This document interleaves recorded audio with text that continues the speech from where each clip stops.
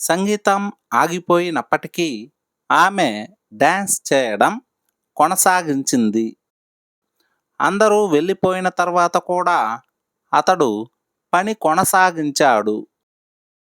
వర్షం కురుస్తున్నప్పటికీ వారు తమ ప్రయాణాన్ని కొనసాగించారు. ఇలాంటి వాక్యాలను ఇంగ్లీష్లో ఎలా చెప్పాలో ఇప్పుడు చూద్దాం. దీనికి గాను మనం క్యారీ ఆన్ను ఉపయోగిస్తాం. క్యారీ ఆన్ అంటే కొనసాగించడం. దయచేసి మీ పనిని కొనసాగించండి. దయచేసి మీ పనిని కొనసాగించండి.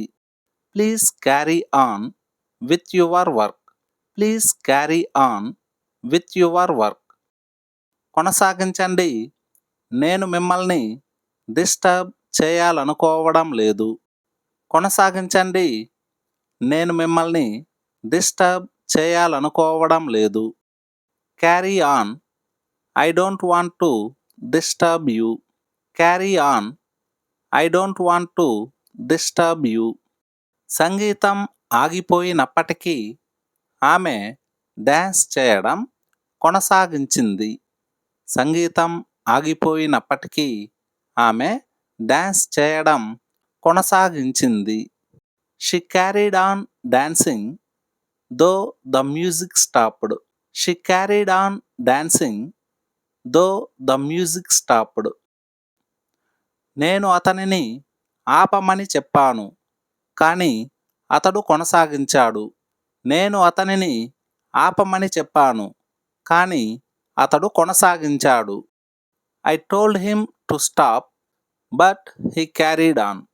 I told him to stop, but he carried on. అందరూ వెళ్ళిపోయిన తర్వాత కూడా అతడు పని కొనసాగించాడు. అందరూ వెళ్ళిపోయిన తర్వాత కూడా అతడు పని కొనసాగించాడు. He carried on working even after everyone left.